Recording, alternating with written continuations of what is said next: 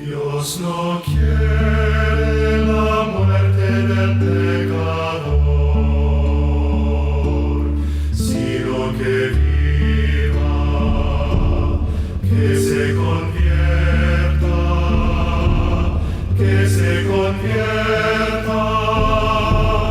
y que viva. Continuamos con este momento que nos va introduciendo ya en la verdad de la Sagrada Escritura. Este aspecto nosotros lo vamos a considerar obviamente no solamente desde la parte filosófica, ni por supuesto solamente desde los aspectos que muchas veces el sentido común a nosotros nos dice que es la verdad. Nosotros vamos a entrar desde la vertiente teológica y filosófica para enfocar lo que significa la verdad de la Sagrada Escritura. Entre las cosas que queremos abordar en esta oportunidad es la verdad de la Biblia en la antigüedad cristiana. Ese es un primer momento que vamos a considerar. Después vamos a ver la inerrancia bíblica en la época moderna. ¿Qué quiere decir esta parte? Nosotros vamos a ver que no hay error, no obstante que ha habido debates con el racionalismo. Vamos a considerar también la verdad como tal y la verdad de la Biblia ya de modo específico. Estos dos campos vamos a presentar diferentes modos de acercarnos a la verdad y vamos a ver cuál es el que se acerca más a la inspiración. La verdad de la Biblia y la historia. Muchos datos nosotros, al cotejarlos con la historia, a veces hay datos que los historiadores de este tiempo quieren que casen perfectamente con el dato revelado, pero no se dan cuenta que son dos modos de historia muy interesantes que es importante que usted sepa diferenciar.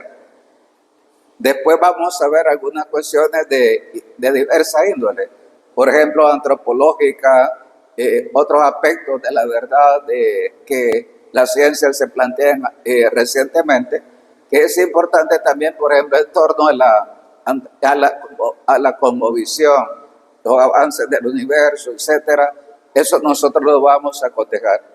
Estos aspectos son importantes porque a nosotros nos permiten que demos respuesta, por ejemplo, a los niños en la escuela, a los jóvenes universitarios.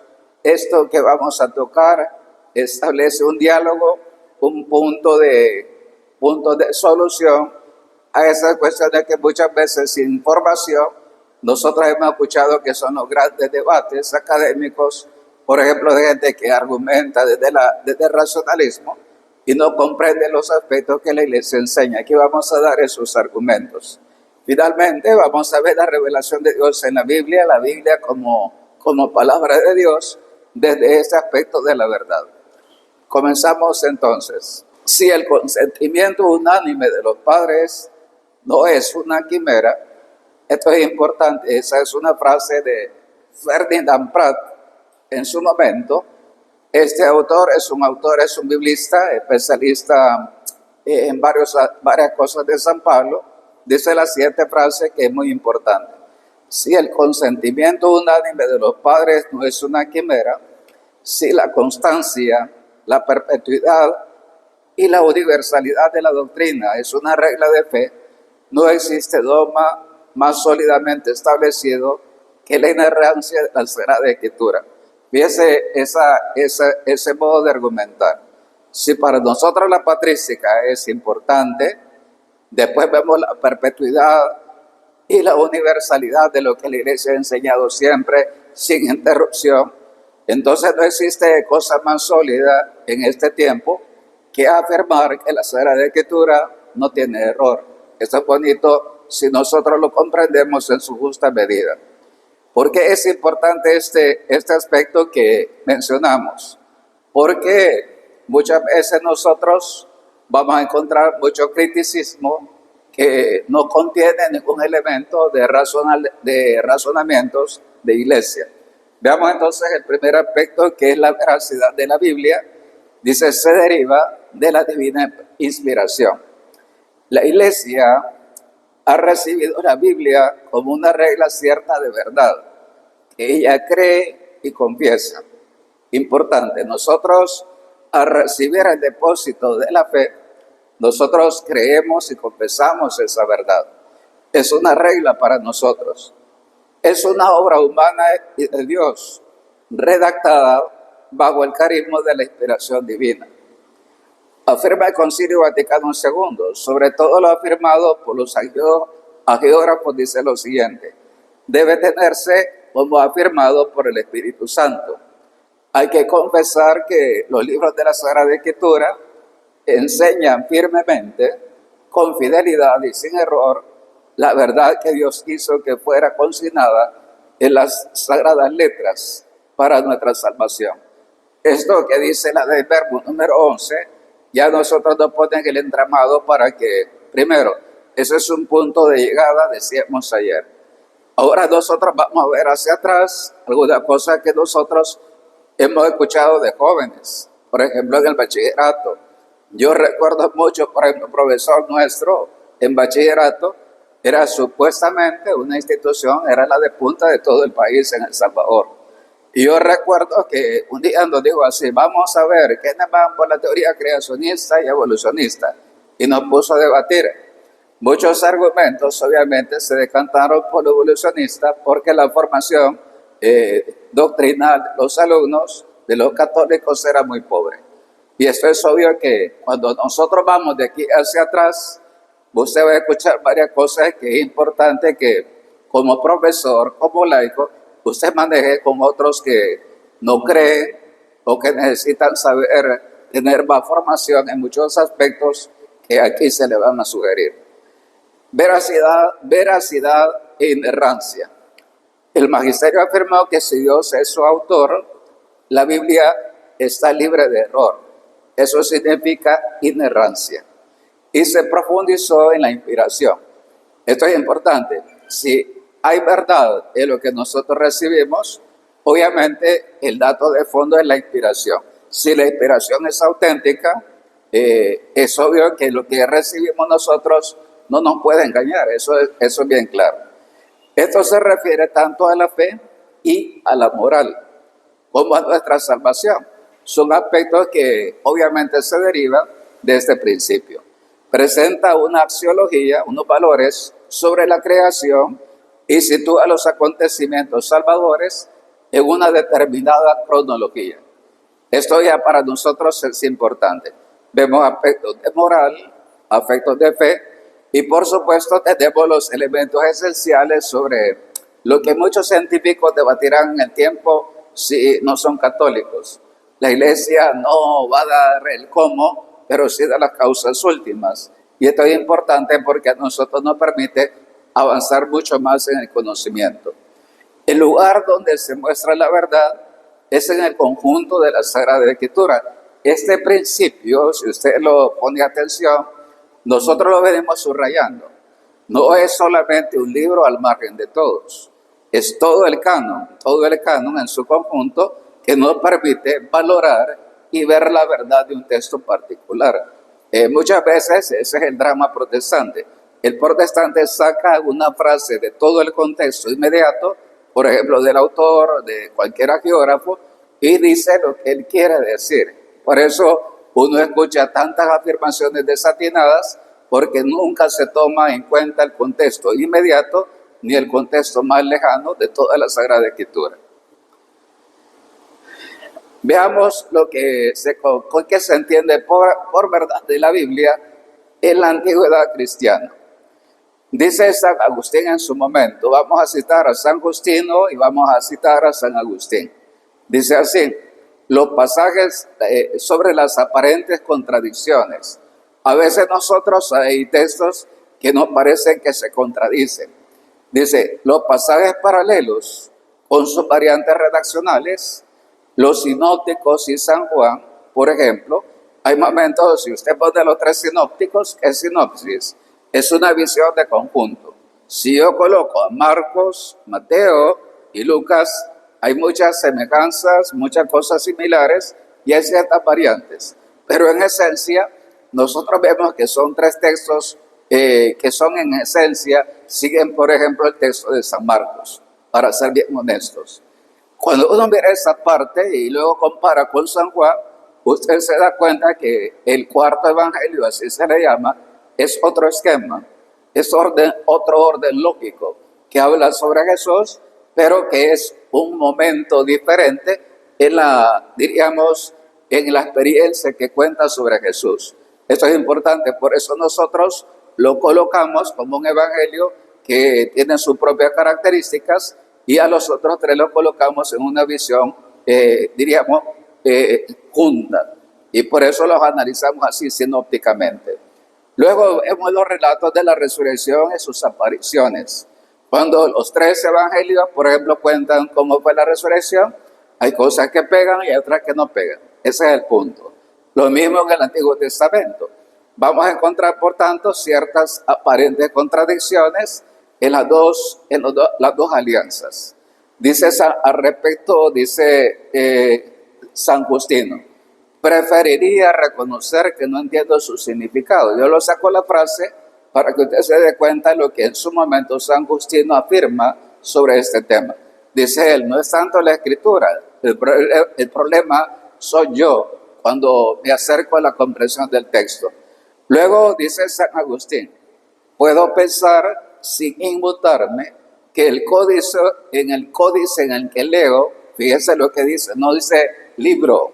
¿Por qué? Porque en el siglo IV, V de San Agustín no había libros todavía, eran códices en ese tiempo. Dice, en el que leo tal vez sea defectuoso o que el traductor no ha sido capaz de expresar el pensamiento fielmente o que yo no lo he entendido como es debido. No está hablando que la Biblia se equivoca, está hablando que puede equivocarse el que escribe el códice, el que en su momento, cómo es que se traduce o en su momento, cómo yo lo interpreto. Eso es importante. Entre otros aspectos, tenemos, por ejemplo, las ciencias y la moral. Veamos este tema. San Agustín, discutiendo con algunos herejes, afirmó que el Señor, fíjense lo que voy a decir, con herejes cristológicos. No está hablando con protestantes, no habían protestantes todavía. Vienen más de 10 siglos después, vienen los protestantes, no antes. Ahora que usted no le tomen el pelo y le diga, ahí los cristianos estábamos ahí. Cristiano es sinónimo de evangélico. Esa es una aberración histórica decirlo. Bien, dice entonces San Agustín, pretende hacer cristianos no científicos. Esta afirmación es bonita. Ya en ese momento estamos escuchando a un San Agustín que perfectamente le puede decir eso a un físico nuclear, a un historiador racionalista. Dice, no pretende hacer científico la Sagrada Escritura, no es un texto científico, es un texto que pretende conducirnos a la salvación. Es obvio que tiene sus propios códigos, su propia interpretación, sus propias categorías. Luego nosotros vemos, más adelante dice, el Espíritu de Dios, que nos ha hablado a través de los autores sagrados, no quiso enseñar a los hombres cosas que no fueran de utilidad para su salvación. Ya esto estamos en dos categorías bien interesantes. Está ordenado no a la ciencia, no es un libro, no es un manual de principios científicos, y por supuesto dice, el punto importante está ordenado la salvación. Por tanto, tiene que tocar aspectos propiamente salvíficos.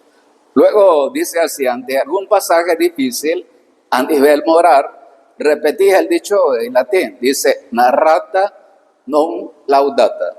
Ejemplo, habrá pasajes de la moral del Antiguo Testamento que a nosotros nos parecen aberraciones, nos parecen degeneraciones o lo que usted quiera.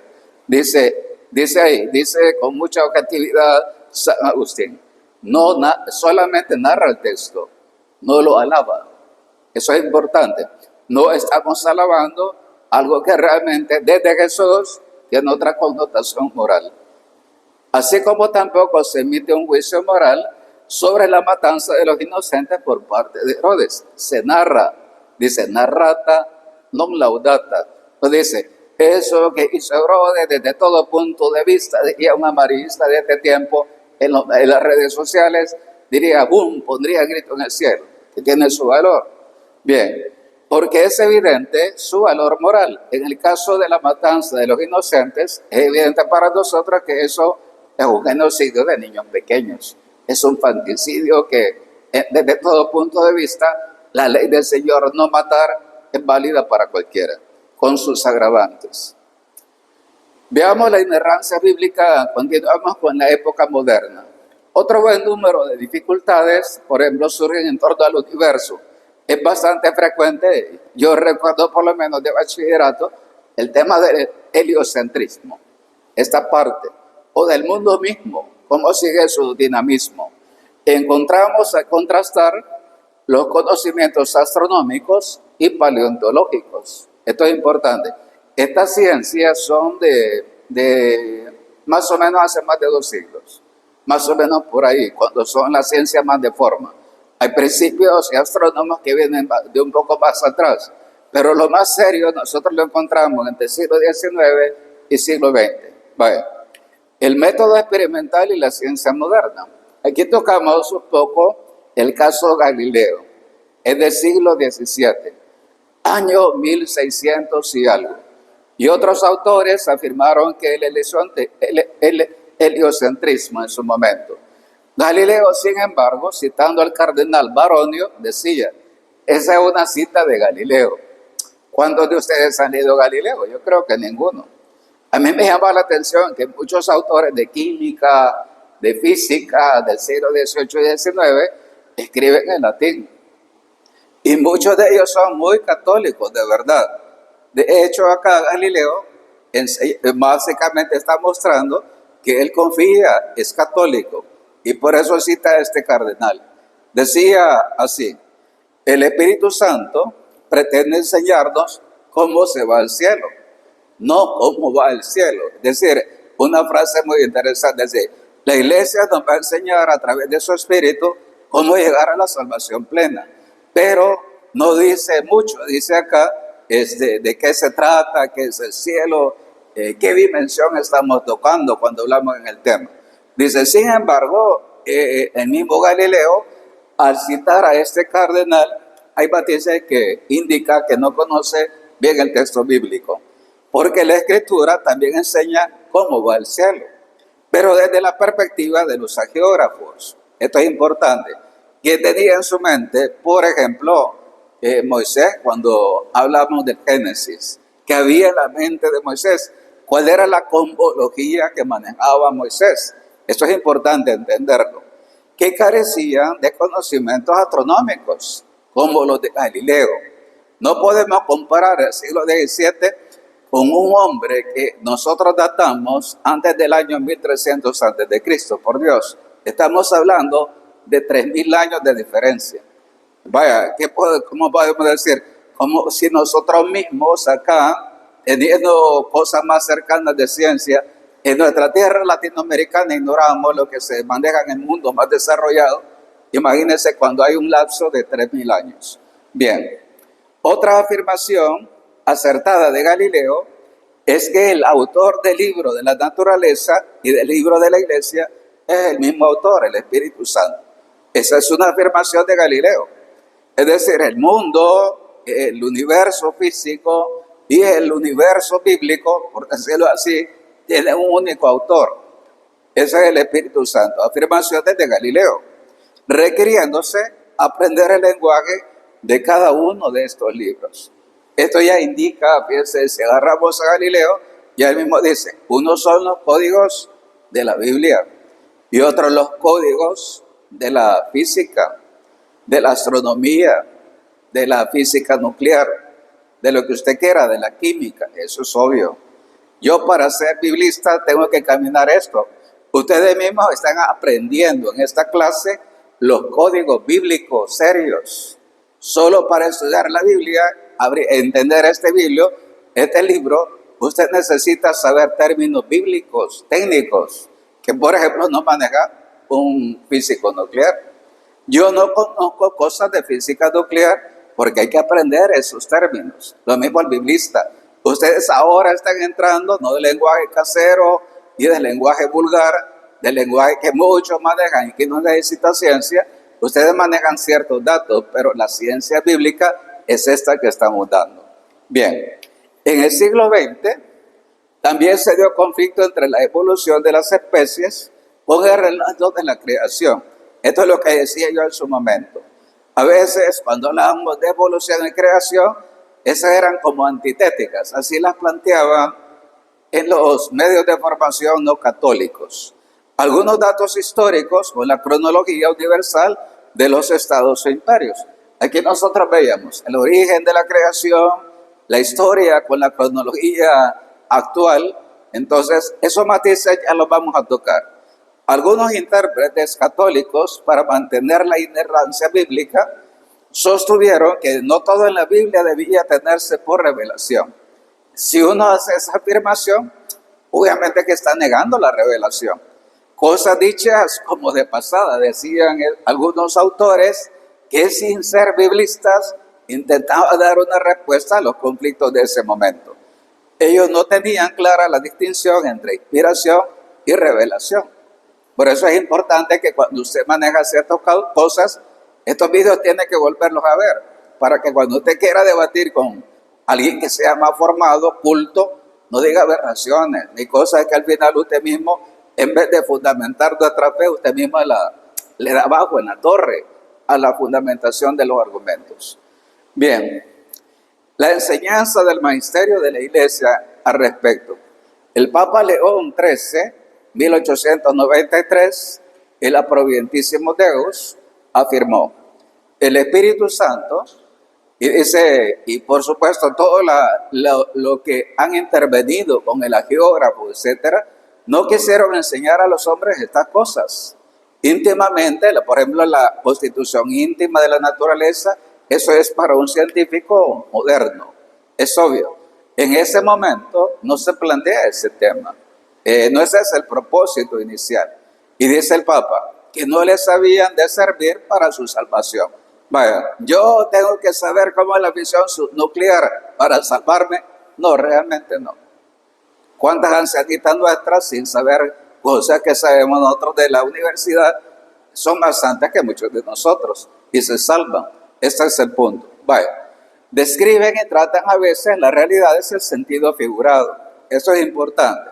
Dice el Papa, una cosa es la materia de salvación, y otra cosa también es las imágenes que describen los autores sagrados. Muchos de ellos, por ejemplo, utilizan imágenes de su tiempo, como nosotros ahora también al escribir usamos imágenes literarias de esta época. Bien, el ejemplo típico del heliocentrismo indica que los agiógrafos no pretendían hablar de astronomía, que quede claro. No estamos ante astrónomos. Eso es así. Como yo no me puedo poner a la par, por ejemplo, usted no me puede poner a la par de un economista, es otro mundo, ni a la par, por ejemplo, ¿de quién? De otra ciencia en la que usted guste, pero que no tenga nada que ver con la Biblia. Es diferente. Sino que se adecúan a la cultura y modo de hablar de su época. Como nuestros sentidos actualmente se expresan con el sol. Esta parte, fíjese bien, nosotros hablamos de apariencias, no de ciencia. Decimos, el sol nace en el oriente y se duerme o se pone en el poniente. Así decimos. ¿Qué estamos viendo? Estamos viendo la apariencia. No estamos hablando con precisión astronómica. Y sin embargo estamos en el siglo XXI y estamos utilizando categorías de este tiempo. Y muchos de esos lenguajes son los que aparecen con el sol naciente de lo alto. El lenguaje bíblico te sigue utilizando categorías que nosotros usamos todavía en este tiempo. Y sin embargo sabemos que no son las más precisas para hablar. En la astronomía, si hablamos de ese tema. Los mismos principios pueden aplicarse a la historia. Sin embargo, existen acontecimientos históricos que son el fundamento de la fe bíblica, como la creación del mundo y del hombre, el pecado original, la alianza de Moisés, la encarnación, muerte y resurrección de Jesús, Pentecostés. Estos puntos no tienen el rigor histórico de un historiador del siglo XX, definitivamente. pero son acontecimientos que sí se han dado. Sin embargo, estos acontecimientos fueron conforme con los sucesos tal como realmente acaecieron. Ahí hablamos nosotros de historia. Es obvio que es una historia bíblica de fe que no tiene las características de un historiador actual. Son dos modos de historia que es importante entender cada uno en su justa dimensión. Percibimos la condescendencia de Dios en las maneras de escribir y narrar la Biblia, los géneros literarios comunes en cada momento. Por ejemplo, hay narraciones épicas, etiológicas, etc. Pero sobre todo es de orden teológico.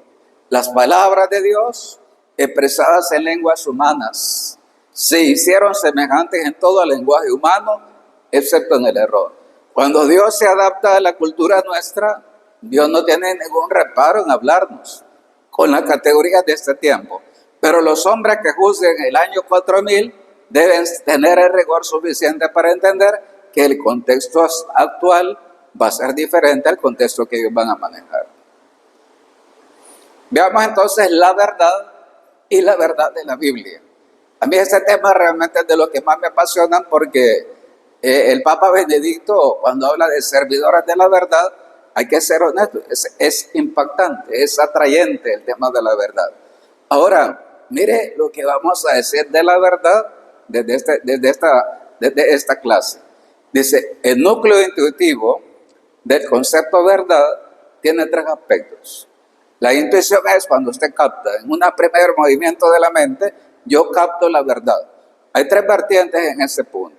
Dice, denominamos verdadero a lo real. Eso en griego se dice aletheia, que es lo patente y lo desvelado. Hay algo real que yo capto, eso es patente a mí. Eso se llama aletheia. Atención, consideramos verdadero en un segundo momento lo fiable, lo auténtico. En su momento se dice en latín veritas, que se traduce en confianza, es decir, fides, la fe. Esto es importante. A veritas, cuando yo confío que Dios me dice la verdad, eso es la fe. Esto es lo que privilegia la tradición hebrea al hablar de testimonio y de la autoridad como fuente de conocimiento. Esto es muy bonito si usted lo entiende. Entonces, el segundo sentido es el lenguaje hebreo. Cuando hablamos de confianza, fiarnos de Yahvé, ese es el caso de Abraham. Dios es verdadero, indica que no cambia, que es fiel. Ahí entra en la palabra Gesed, el grupo Gesed, muy bonito, por ejemplo. Gemet, en hebreo, es un Dios fiel, fiel a la alianza. Dios nunca deja de ser fiel, por eso me puedo fiar de Él. Ese es un segundo momento. Y un tercer, un tercer aspecto, lo denominamos verdadero, lo que se ajusta, lo que se llama en latín, y eso es una categoría teológica, la adecuatio, así se lee este latín para que no se equivoque, ¿verdad? No deletree el latín, ahí tiene diptongos y es el estilo italiano, dice adecuatio. Vaya, el discurso que es veraz, eso es decir, cuando lo que yo digo corresponde con el pensamiento, ahí hay veracidad, ahí hay adecuación, expresa lo que se piensa, la correspondencia entre mente y realidad. Vaya, esto tantas veces nos pasa. Muchas veces la gente tiene acá o piensa mal de los demás y no acierta con la realidad. Es decir, no está en la verdad, no hay una adecuación. Lo que dice el Señor, ustedes miran las apariencias, yo miro el corazón. ¿Quién capta la realidad? Dios. Dios se adecua, mira la adecuación, la correspondencia entre lo que parece y lo que es realmente. Vaya, dice, expresa la adecuación entre el intelecto y la cosa. Está muy bonito lo que vengo diciendo. Es quizás esta parte de la que a mí me recuerdo muchísimo del seminario. Ya vamos a citar en latín la frase que es muy bonita. Cuando tú te adecuas lo que tienes en la mente con lo que está fuera de ti, eso es la cosa, entonces estás en la verdad. El ser de la cosa y la mostración de aquello que es. Cuando eso es así, tú estás en la verdad. No eres subjetivista, eres objetivo. Y dice después, normalmente estamos ante el ámbito del lenguaje. Todo esto, al hablar de la verdad, estamos tocando el lenguaje. Ese es el punto importante. Bien, veamos la verdad como adecuación entonces. Dice, al hablar de la verdad bíblica, porque Dios es su autor, estamos hablando de la fides, de la fe, sin prescindir de los otros sentidos. Esto es bonito. Entonces, nosotros, de esos tres aspectos de la verdad, nosotros estamos hablando de un segundo elemento, de adecuación. Y dice luego, nos interesa descubrir cómo proponen los agiógrafos la verdad que transmiten. Fijarnos en su adecuación. Vamos a ver si lo que dicen corresponde perfectamente con la verdad de Dios, por ejemplo. Verdad. Dice así esta frase en latín, y es bueno que usted se la grabe, el que le gusta recoger lo esencial, esto es esencial. Dice, ¿qué es la verdad? Adequatio intellectus et rei. ¿Qué significa eso? La adecuación de la mente con la cosa. Eso es básicamente lo que venía diciendo. No se da solo en el conocimiento sensible, sino en el juicio sobre la adecuación entre la inteligencia y la cosa. No solamente es lo físico, no es solamente la física, hermano.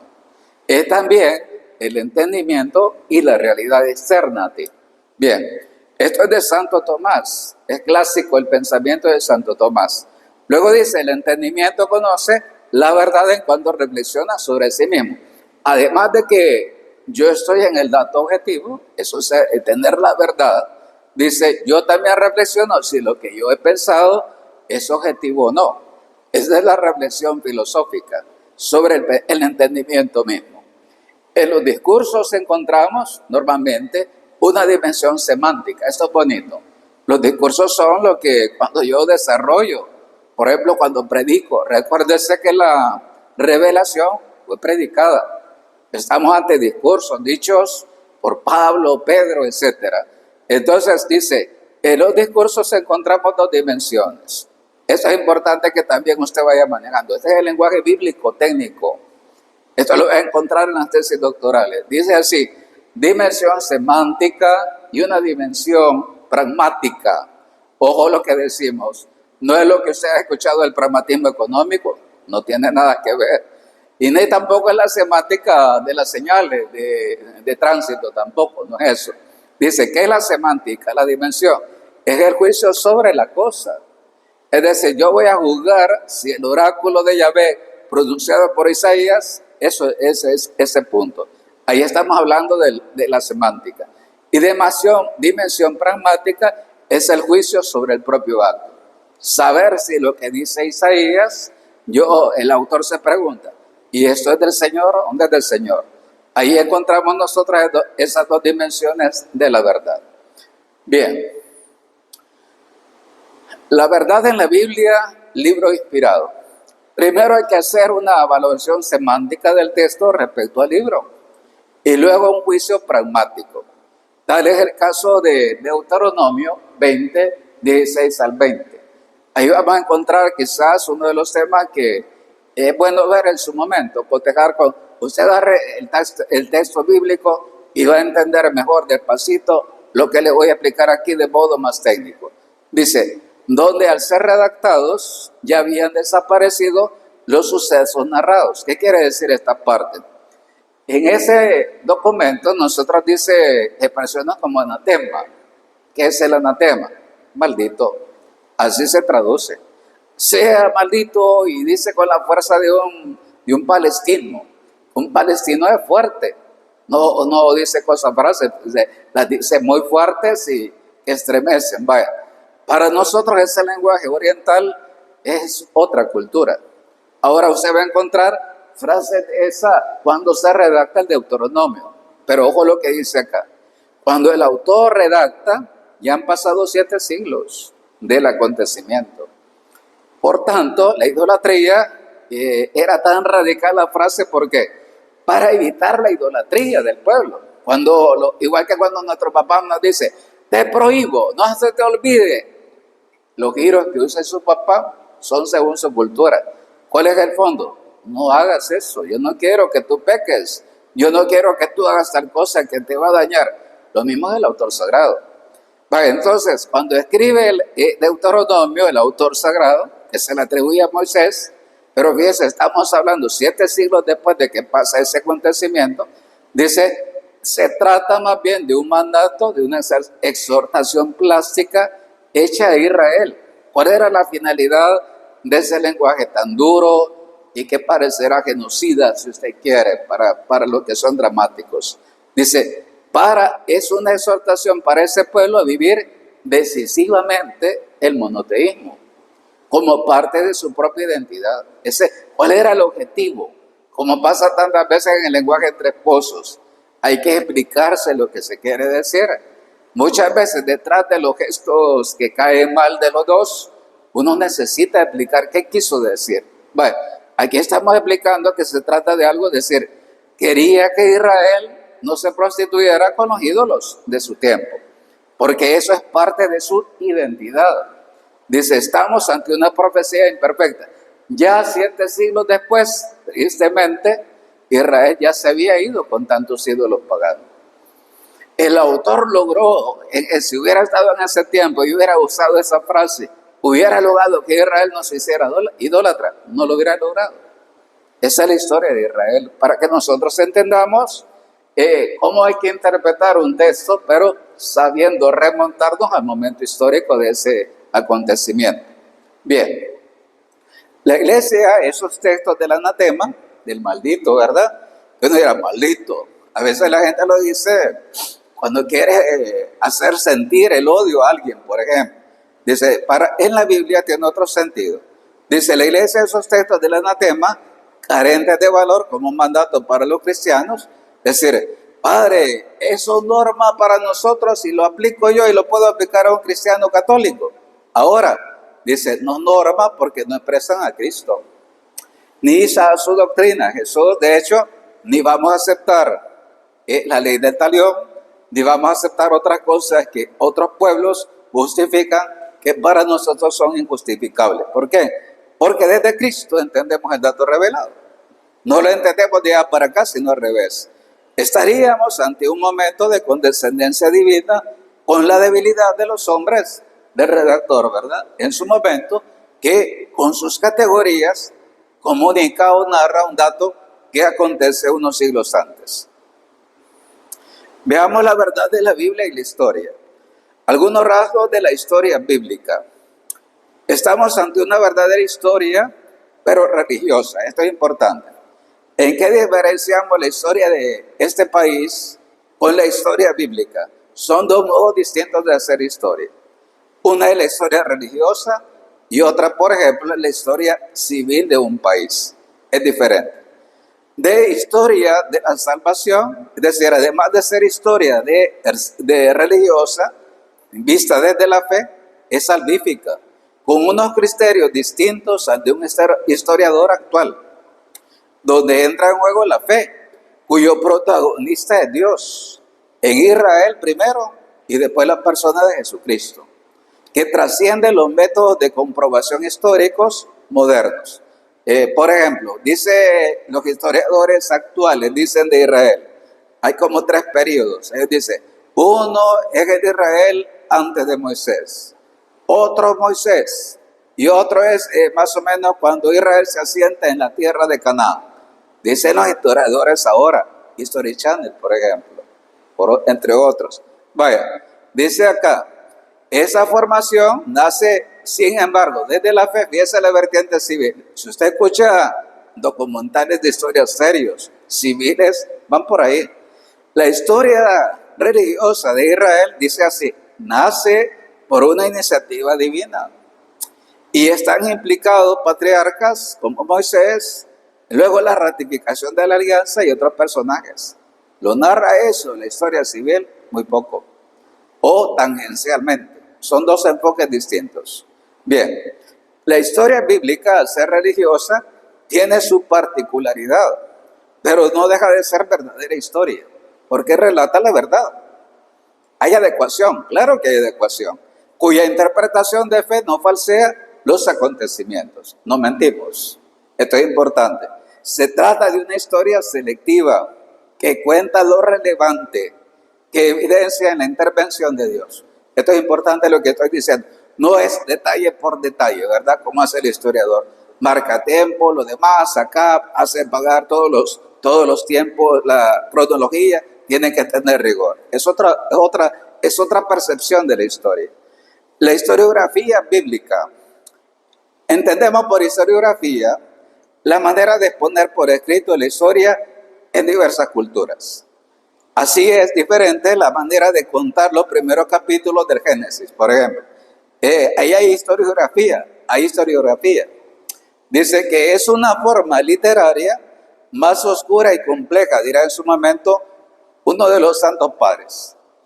El magisterio de la iglesia va a decir, esa es una forma literaria más oscura y compleja que no podemos arbitrariamente ni descalificarla, pero tampoco negarla.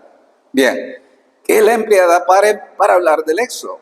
No es lo mismo la modalidad histórica del Génesis que la del Éxodo. Que nosotros vemos que el Éxodo está revestido de muchas notas épicas, porque es un acontecimiento muy posterior al momento inicial de la creación. Esto es importante. Si ya a los científicos les cuesta acercarse a la creación, y se dice así, ¿verdad? ¿Cuántas teorías se han impuesto sobre el origen de la creación? Ninguna se ha impuesto. Nosotros, desde la causalidad última, no inmediata, o causas próximas, así se llama la ciencia, nosotros ¿qué hacemos? Nosotros tenemos la certeza de que hay alguien que quiere la creación e interviene en el momento creacional. Eso es más metafísico que físico, para entender. Bien, las peculiaridades de los hagiógrafos se llaman aproximaciones. Esto es importante en el lenguaje bíblico. Hay cosas que no podemos, no hay certeza absoluta, eso es una aproximación. Y vamos a ser honestos. En muchos momentos de la historia, lo que un biblista serio hace es aproximación. Nunca va a decir esto fue así, porque son muchos años detrás, muchos siglos atrás. Bien, modo de hablar paradójico, muchas veces, ¿verdad? Para fijar mejor el mensaje en la mente. A veces se usan paradojas, contrastes, cosas que llaman la atención para que el lector grabe ese momento que se quiere que sea parte de su fe. El Génesis emplea un lenguaje sencillo y figurado, adaptado a su época. Se trata de formas literarias que no pueden ser juzgadas desde los géneros literarios greco, latinos ni modernos. Estamos hablando de dos épocas distintas. Ni puede usarla un San Justino, por ejemplo, en el siglo I, con los géneros griegos y latinos de esa época, ni siquiera San Agustín, ni tampoco un historiador moderno, llámelo como usted quiere llamar. Y maneja los historiadores que te conozcan. Son dos criterios distintos. Hoy, en el siglo del 18 al 20, del 15 al acá, es diferente a esa época greco-latina. Es muy atrás, estamos remontándonos miles de años atrás. Bien, cuando nosotros vemos eso, dice, muchos sucesos bíblicos trascienden los métodos históricos habituales, modernos. Por ejemplo, vamos a ver, un historiador moderno, ¿por qué no nos habla bien de la resurrección? Porque tiene otras herramientas. Yo solamente le voy a plantear este tema para que vean. La pupila de la Virgen de Guadalupe. ¿Con qué herramientas se hicieron? Con los de la NASA. Cuando el doctor Aste, ¿verdad? En su momento, descubre con tecnología de punta las imágenes de la Virgen y descubre toda la familia que está en la pupila de la Virgen. Dice, ¿qué pintor habría pintado algo tan medido en micras? ¿Qué pintor lo puede hacer? Ninguno. Ni con la técnica más moderna actual. No se puede hacer. Ahí estamos en dos campos distintos y sin embargo son realidades. Ahí nos damos cuenta que hay cosas que la ciencia tiene sus límites, señores. No nos creamos dioses. Nosotros somos limitados. Aquí nosotros hemos dicho que la mente tiene límites. Y eso también para un científico. Da pena cuando un catedrático de una universidad dice, ok, tienen que pensar como yo, y el que no se sale de la cátedra. Qué pena, ¿verdad? Eso indica que esa persona no tiene ciencia, porque ni siquiera conoce sus límites. Bien, Honestamente, dice, esos acontecimientos que la ciencia no puede negar, además que hay honradez de los que creen y por la racionalidad de lo enunciado. Estos criterios son importantes. La ciencia, si es honesta, no va a negar algo que la iglesia afirma y que se juega todo, porque no está hablando con una institución de segunda, tiene siglos de existir. Luego tiene científicos, gente de punta, mucho más lista que ustedes, por Dios. Y luego dice, además hay honradez. No queremos engañar a nadie porque no jugamos la salvación. Y lo otro, y por la racionalidad de lo enunciado. Hay un orden lógico, bien planteado, meditado y expresado. Bien, eso era en torno a la historia. Para los que a veces tienen problemas con datos históricos, dicen, no pega. Claro, si usted es protestante, ¿cómo le va a pegar? Es imposible. Aquí usted toca los límites del fundamentalismo protestante. Como solo lo que dice ahí, tiene que ser así, y no salirse de ahí. ¿Qué patinazo nos da el protestante con su método? Eso es patinar, es decir, es insostenible. Bien, veamos la verdad de la Biblia en cuestiones de diversa índole, otros aspectos. Al proponer verdades de orden moral, la Biblia posee un aspecto de santidad que señala el comportamiento que ha de seguirse ante Dios, reprobando el mal moral. Vaya, al hablar de que la Biblia es un texto sagrado, santo, eso implica que eso nos dice si nuestro actuar es conforme a la voluntad de Dios o no. Veamos entonces la santidad bíblica. La condescendencia divina también se ha adecuado a lo que la humanidad podía dar en su momento. Así se ha superado la ley del talión, que en su momento, fíjese bien, decía así, ¿cuál era la ventaja de la ley del talión en su momento? Ojo por ojo y diente por diente. Dice, donde el castigo no podría ser mayor que el delito. Ese era el principio. Ese es el principio ético de ese momento. Dice después, otros legisladores prepararon la monogamia. Esto es importante, ¿verdad? Hay una legislación, por ejemplo, en el Pentateuco, que ante tanta herida y ruptura que vive el Antiguo Testamento, no solamente que son tribus que se separan, pueblos que se rompen, etcétera. No, es que también hay fractura en lo moral. Y por eso vemos que hay tantas concepciones equivocadas sobre el amor humano y conyugal. Ahora hay legislaciones que van preparando la monogamia. Y dice después, y la igualdad de derechos hombre-mujer. Pero eso, después del pecado original hasta Jesús, es todo un cataclismo que pasa en la vida moral de los pueblos. Así hasta alcanzar la perfección de la santidad moral vivida en Jesucristo. ¿Hasta cuándo es que nosotros entendemos cómo debe ser el hombre en su vida relacional? Es con Jesús. ¿Qué es lo que hace Jesús? Ordenar tanto caos anterior a él.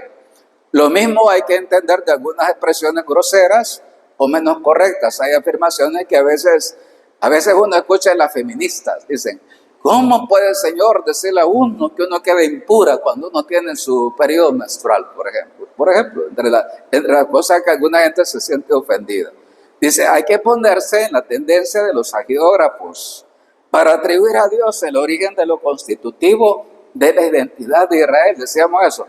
Cuando un hagiógrafo habla fuerte, es como cuando el papá le dice así al hijo. Voy a decir una frase que escuchaba ahora con un amigo. Decía, un hijo, me decía alguien así, me decía, fíjese qué difícil es que uno acepte a una mujer con hijos. ¿Por qué? Porque cuando los hijos crecen, se les rebelan y cuando uno los quiere castigar, le dicen, vos no tenés derecho a castigarme porque no sos mi papá. Y él contaba una frase que me gustó, de alguien que dice, ese hombre recogió a un muchachito que no era de él, que se casó con la señora, y básicamente fue su papá adoptivo. Pero ya cuando llegó a las 14, el muchacho se puso así, tonto, ¿verdad? Como le pasa a los adolescentes, y le dijo eso. Y le dice la frase en catracho. No la voy a decir porque el catracho es muy fuerte. Pero le dijo, me volvés a hablar así y te reviento la cara. Le digo la frase más sencilla porque es una frase más dura. Y dice, ahí a un varón, dicho así, le mató el pájaro en la funda.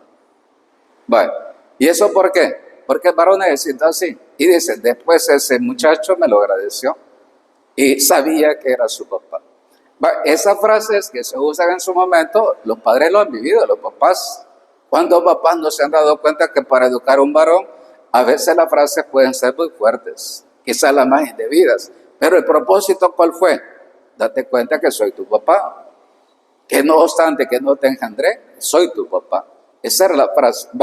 Eso, para que ustedes lo entiendan en un lenguaje más actual, lo mismo le pasa a la geógrafo. Bien. Luego, la verdad de la Biblia en cuestiones antropológicas. Contiene los principios fundamentales que el hombre debe conocer para su salvación. ¿A qué nos referimos? La dignidad del ser humano, imagen y semejanza de Dios, la igualdad del hombre con la mujer, dice, hueso de mi hueso, carne de mi carne, habla de la igualdad de los dos, dice la institución matrimonial, los creó hombre y mujer, uno los creó. Eso es importante. La supervivencia del alma después de la muerte, es decir, no muere el alma después de separarse del cuerpo. Estos principios esenciales se los da el dato revelado. La ciencia no los da así de ese modo. Bien, la verdad de la Biblia sobre Dios. El Señor habla sobre sí mismo y llama al ser humano a la comunión divina con Él. ¿Qué es la revelación? Esto es la revelación hasta aquí. Dios se revela, decíamos en la primera clase, se autocomunica. Es una autocomunicación de amor que dice, yo te ofrezco la comunión, ¿quieres ser mi amigo? Eso es la revelación. Los antropomorfismos sobre Dios son formas comunes de hablar antiguas de los mitos. Hay cierto ropaje que se usa porque era la época. Sin embargo, la Biblia se aleja radicalmente del modelo mítico, porque no miente la Biblia. Dice, al insertarse en lo histórico, donde se supera el dato mítico, aunque se use en ciertos momentos el ropaje, cuando la Biblia se pega como dato histórico y sigue el carril de la historia, que se puede indagar, eso usted lo puede constatar, dándose un diálogo entre Biblia y la historia. Esto es importante.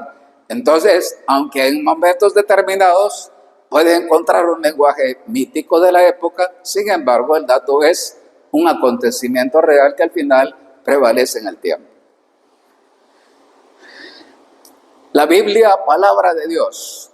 Los escritos bíblicos, surgidos bajo la inspiración divina en un momento concreto de la historia, constituyen el testimonio divino sobre ese proceso de revelación y fe. Esto es bonito, convirtiéndose así en palabra de Dios que Dios dirige al hombre para manifestarle la verdad sobre sí mismo y al mismo tiempo pedirle una respuesta que es la fe. Esto es interesante. Entonces los escritos sagrados, ¿verdad?, son el testimonio de Dios que se revela y que interpela al hombre. Le dice, ¿quieres ser mi amigo? Vaya, esto es importante. Y Dios le va a revelar quién es Él. Y al mismo tiempo le dice, lo invita a una respuesta. Estos son los escritos bíblicos. La verdad de la Biblia pertenece a la Biblia en su conjunto. Cuando expresa a Jesucristo, verdad de Dios revelada a los hombres. La Biblia no se puede desgajar, es una unidad. Y luego indica y lleva a la plenitud a la persona de Jesús. Entonces, Él es la verdad que Dios ha revelado a los hombres. Por eso dice San Juan de la Cruz, después del verbo, Dios ya no tiene nada más que decir, porque ya lo dijo todo en Jesucristo. Bien, el Nuevo Testamento declara el sentido correcto del Antiguo Testamento. A su vez, cualquier libro del Nuevo Testamento debe integrarse con los demás, porque ninguno presenta la verdad completa. Y eso es lo que estoy diciendo como sacerdote. Es decir, yo no puedo, en cierto momento, pecar de falta de rigor, sin cotejar lo que yo afirmo bíblicamente con todo el contexto de los 73 libros inspirados. Los libros del Antiguo Testamento caen en el carisma de la profecía imperfecta, que se convierte en perfecta cuando Jesús los abre a la inteligencia de los discípulos para que entiendan su significado. Vemos que efectivamente muchos pasajes, ya hemos citado algunos ahora, eso es más imperfecto que lo que nosotros manejamos, mucho más imperfecto. Por eso hay ciertos momentos donde uno debe saber leer el Antiguo Testamento. Y dice, ¿Quién es el que le da validez? ¿Quién le da autoridad? ¿Quién le da el sentido propio? Es Jesús. Cuando Él le abre el entendimiento a los apóstoles para que ellos sepan discernir qué es lo que entronca con lo que ellos vivieron con el Antiguo Testamento de Israel. La Biblia es la palabra de Dios cuando toda ella se interpreta en continuidad con los apóstoles, según lo recibido en la iglesia desde la tradición apostólica. Este es el criterio muy bonito cuando la gente dice, bueno, entonces, ¿por qué esos 73? Me preguntaba alguien a mí. Este es el punto importante.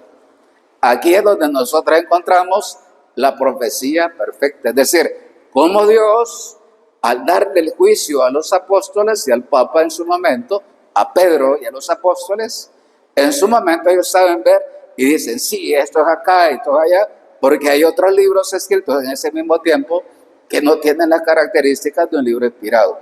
Yo, por ejemplo, solo les menciono algunos libros. La literatura intertestamentaria. Son muchos libros, otros evangelios. El evangelio de Enoc, aquí y allá. Por ejemplo, cuando se ha escrito el Código da Vinci, son libros, literatura intertestamentaria, que no son inspirados. Y no son pocos, son bastantes libros que uno encuentra de esa época. Bien, entonces hoy hemos visto esto. Si uno se fija y pone atención, para un profesor universitario, para un profesor de bachillerato, qué importante que dijera eso. Qué importante es. Bien, hemos visto la verdad de la Biblia en la antigüedad cristiana. Ya San Agustín dice cosas que son válidas hoy. Luego hemos visto que la Biblia, no obstante la acribia moderna que ha intentado descalificarla, hay que ser honestos, no miente ni tiene error. Luego hemos visto que la Biblia tiene su verdad, decíamos que es la adecuación. Hay 3 aspectos sobre la verdad que vimos. Luego la verdad de la Biblia es la historia. Hemos visto que es una historia religiosa, salvífica, que no es historia como la de cualquier historiador reciente que usted pueda manejar. Luego la verdad de la Biblia en cuestiones de diversa índole, antropológica, moral, por ejemplo, sobre el origen del universo. Son temas que vale la pena que uno vuelva a retomar y voy a ser honesto. Hay mucho escrito en revistas universitarias de Europa en este tema. Y luego la revelación de Dios en la Biblia palabra de Dios, porque decimos que es palabra de Dios. Y ahí damos criterios muy bonitos del Nuevo Testamento que mira hacia atrás desde la luz y la fuerza que le da Jesús a su iglesia, en sus apóstoles. Hemos entonces visto este otro momento. Ya hemos, además de haber hecho la teología de los carismas, de la profecía, hoy hemos visto de un modo más teológico, filosófico y bíblico el tema de la verdad. Y nos damos cuenta que la Biblia no miente, dice la verdad. Y es una verdad que se interpreta en la vertiente de la adecuación de la mente con la realidad. Bien, te invito para que continuemos con este tema. Ya nos quedan cinco temas nada más. Esos van a ser como un colofón muy bonito de esto que ha sido como la semana más intensa de lo que hemos vivido hasta el momento. Tu palabra es luz que me ilumina. Tu palabra es pan que me alimenta. Con tu cuerpo